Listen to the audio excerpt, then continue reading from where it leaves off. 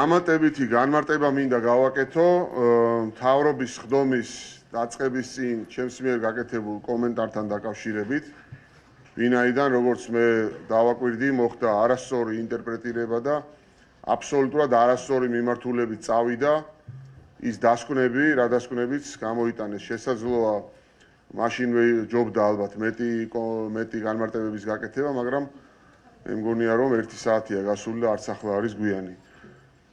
რაც შეეხებოდა ღამის კლუბებს, რომლებიც ძირითადად არის კონცენტრირებული რესპუბლიკის მოედნის ქვეშ, სადაც არის ძალიან სამწუხარო რეალობა. მე ვახსენე რომ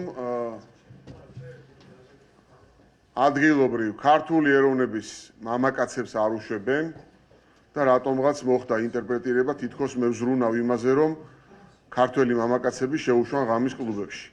არა მეგობრებო, ძალიან სამწუხაროა თუ ვინმე ეს ასე გაიგო, მაგრამ კიდევ ერთხელ მინდა ვთქვა, ჩემთვის სამწუხარო ხდება ამ კლუბებში ის რომ იქ არის პროსტიტუცია, მათ შორის არასრულწლოვანი ჩვენი მოქალაქეების და არც ერთი ქართველი მამაკაცი არ მოითმეს იმას, რაც იქ ხდება და სწორედ ამიტომ არ ხდება ქართველი მამაკაცების შეშვება ამ კლუბებში. აი ეს არის ის მწარე რეალობა, რომელიც ჩვენ გვაქვს და ამის წინააღმდეგ ზომების მიღება დავავალე შინაგან საქმეთა სამინისტროს და ასევე ამ სიტუაციის შესწავლა დავავალე ადამიანის უფლებათა დაცვის კუთხით ჩემს მრჩეველს სოფო ჯაფარიძეს, ვინაიდან შესაძლოა ხდებოდეს ანტიდისკრიმინაციული კანონმდებლობის დარღვევა იმ კუთხით, რომ უშვებენ დედრობითი სქესის ადამიანებს და არ უშვებენ მამრობითი სქესის ადამიანებს. მთავარი წუხილი ჩემი კიდევ ერთხელ ხას უსვამ მათთვის, ვისაც არასწორი დასკვნა აქვს გამოტანილი, ან ვისაც სურდა რომ ასეთი დასკვნა გამოეტანა, რომ პრობლემა იმ კუთხით, რომ არ უშვებენ ქართველ მამაკაცებს, არის მხოლოდ იმ კუთხით, რომ იქ ხდება ქართველი არასრულწლოვანი გოგონების ჩართვა პროსტიტუციაში. და ეს არის ძალიან დიდი პრობლემა, უფრო მეტიც ეს არის ჩემი როგორც ამ ქვეყნის შვილის ღირსების შეურაცხყოფა და სწორედ ამიტომ არის პრობლემატური ეს საკითხი, რომ გადაწყდეს რაც შეიძლება მალე. ეს არის ის დამატებითი გამარტება, რაც მინდოდა რომ გამეკეთებინა.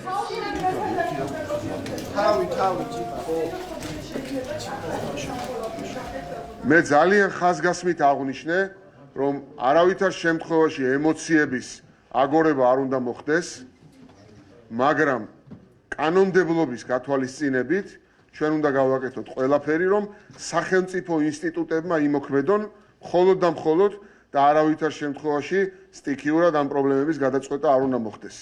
ეს არის ძალიან მნიშვნელოვანი, ეს არის მე ძალიან კარგად მესმის, რომ არის ძალიან ემოციური საკითხი ჩემთვისაც მათ შორის, მაგრამ კიდევ ერთხელ ვამბობ, რომ ეს არის მნიშვნელოვანი, იმიტომ რომ აქ საკითხი ეხება კანონდარღვევას და საქართველოს კანონმდებლობის დარღვევის უფლება არავის არ უნდა კონდეს. მათ შორის არც იმ უცხოელ ინვესტორს, რომელიც აქ აკეთებს ინვესტიციებს. და რა თქმა უნდა, ჩემს ხელთ არსებული ინფორმაციით აქ ხდება კანონდარღვევა. კანონდარღვევა ხდება ბევრი კუთხით, პროსტიტუცია არის კანონდარღვევა საქართველოში, მოგეხსენებათ და ასევე არაკანონიერად და ჩემს ხელთ არსებული ინფორმაციით იქ ხდება განსაკუთრებით მძიმეა, რომ არასრულწლოვანების ჩართვა ხდება პროსტიტუციაში და ასევე კიდევ ერთხელ ვამბობ, ამის დასადასტურებლად მხოლოდ და ხაზგასასმელად მოვიყვანე ის მაგალითი, რომ უშვებენ მხოლოდ დედრობითი სქესის ადამიანებს და არ უშვებენ მამრობითი სქესის ადამიანებს, იმიტომ რომ კიდევ ერთხელ ვამბობ, ქართველი მამაკაცისთვის განსაკუთრებით აუტანელია ამის ყურება პირდაპირ იქ რაც ხდება. ეს არის ეროვნული ღირსების საკითხიც და ჩვენ ეს არ უნდა დავმალოთ და არავითარ შემთხვევაში არ უნდა მიუშვათ, რომ ეს რამენაირად სტიქიურად, არ ვიცი, ემოციებზე აგორებით გადახდეს, მოხდეს ამ საკითხის გადაწყვეტა. პირიქით, მე იმიტომ გამოვიტანე საჯაროდ და იმიტომ მივეცი დავალება სახელმწიფო ინსტიტუციებს, რომ მათ გადაწყვიტონ კანონმდებლობის ფარგლებში. დიდი მადლობა.